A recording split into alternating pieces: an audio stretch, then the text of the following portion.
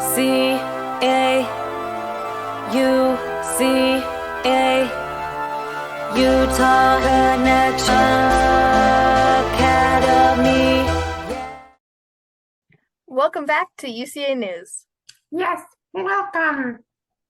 Why are you talking weird? 'Cause I can.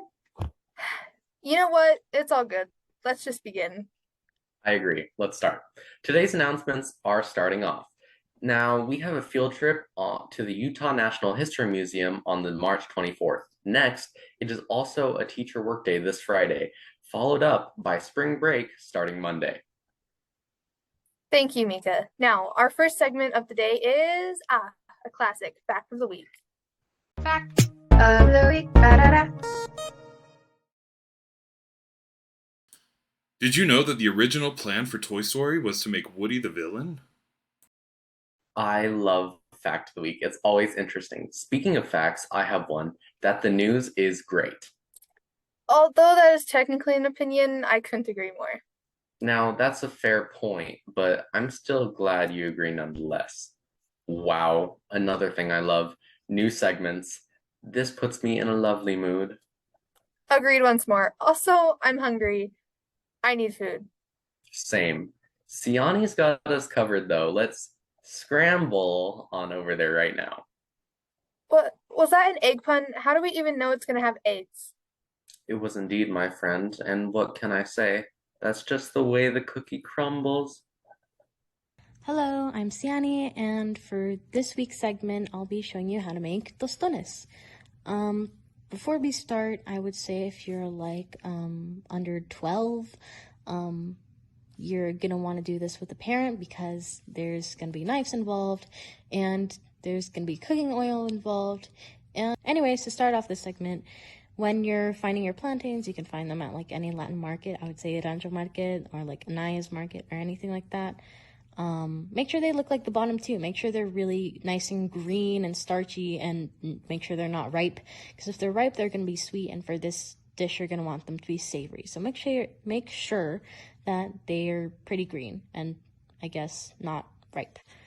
Because these are harder to peel than bananas, you're going to want to cut off the two ends and then score them kind of like you can see in the video. That way you can kind of take off the peel. You can use your hands to take off the peel, or you can kind of use a butter knife like I attempted to take off the skin. I totally succeeded at this part when just totally succeeding at taking off the skin. So yeah, that's great. And yes, I'm totally succeeding, as you can see. Anyways, kind of like that, but without, yeah. And then next, you're gonna want to cut your plantains. Make sure they're relatively thick so that way they're not too thin, because you want them to be relatively thick for when you fry them and smash them eventually. And then you're gonna want to toss them into some water with some adobo. You're gonna see it later on. I'll try and add a photo when editing.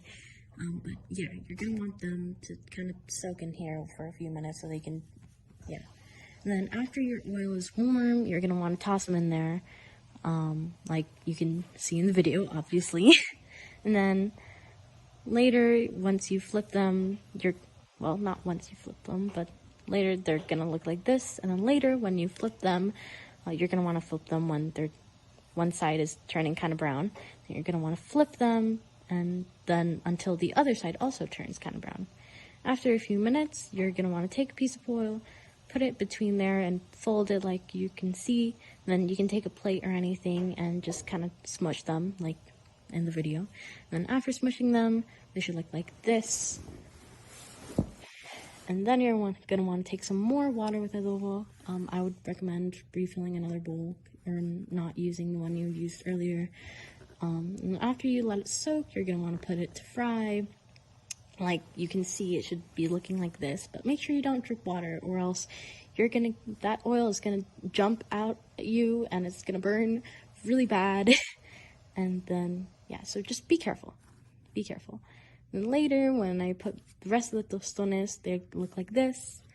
and then later on we're gonna make mayo ketchup, or as they say in the US, fry sauce. You can just take equal parts mayo and ketchup, like 1 spoonful of mayo, 1 spoonful of ketchup, and then put a little bit of adobo and mix it. And then here's what the end product looks like. Yeah, this dish is really culturally, I guess, relevant where I'm from. And yeah, it's really good. I hope you have fun making tostones. Wow, that was a real treat. You know what? You cover the next segment. I'm gonna cook right now. Wait, Lauren, bring me some leftovers.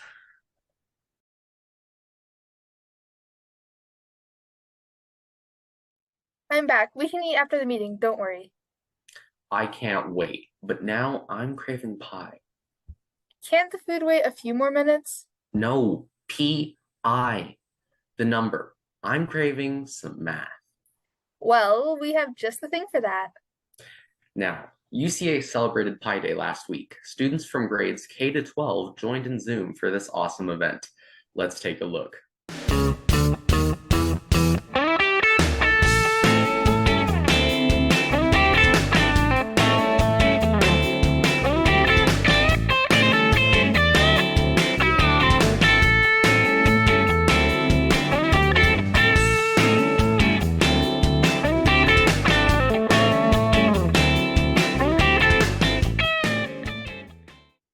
Pie is fascinating. And so were those activities. They were great. I guess you could say the possibilities for fun that day were infinite. You just made a pun. I knew you had it in you. Welcome to the club, my new punny buddy. You're so dramatic sometimes, but thank you. I'm glad to be here, and it's time for our last segment of the day, an interview. Let's hop to it.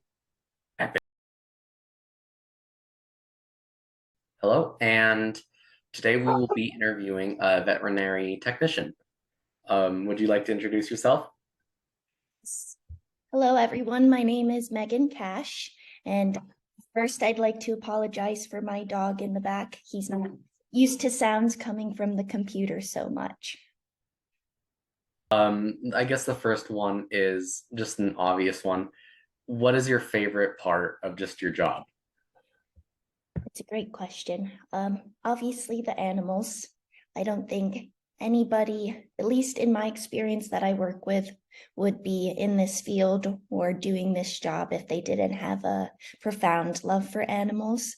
So that's the reason why we all show up every day. These critters that we see, we treat primarily dogs and cats, and they don't have a voice. They can't tell us what hurts or why it's hurting. So it's the doctor's job and the nurse's job to perform diagnostics and treatment to try to mend what they can't verbalize. So I think my biggest joy comes from just treating animals and seeing them improve. That would be my favorite part.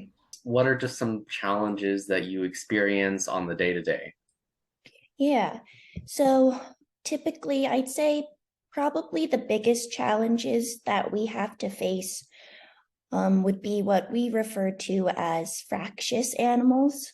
So basically that's a dog or a cat that's extremely timid to the point that lashing out kind of comes, in trying to bite or in growling.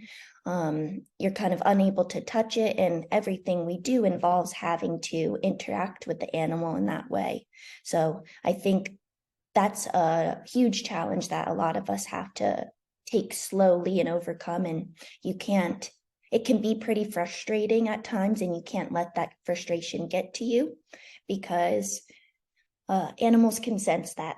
They can sense fear, they can sense frustration, stress, things like that. So I think that's the biggest challenge we see.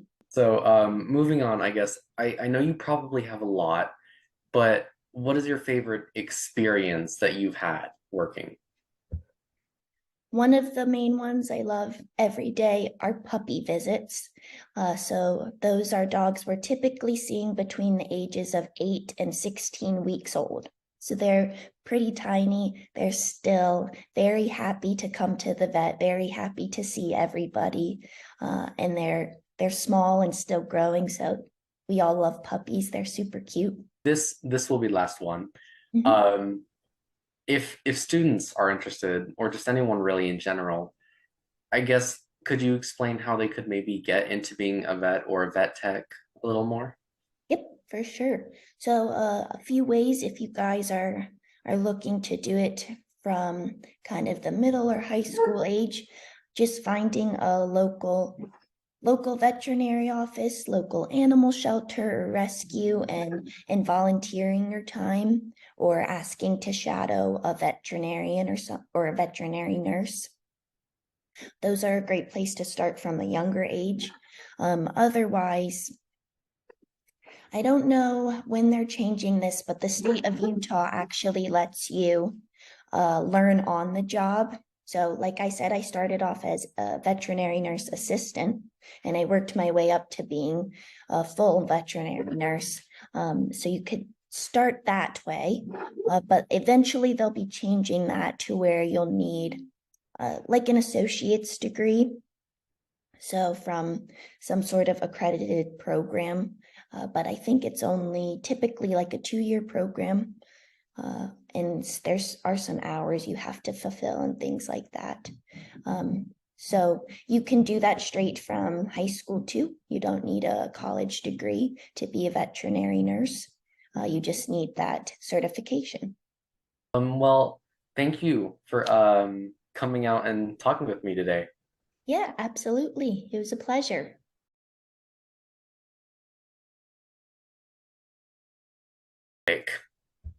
All right, everyone. That's all we have for today. Be sure to tune in next week because, as always, we will have a wonderful news episode waiting for you. Yep, that's right, because we're UCA.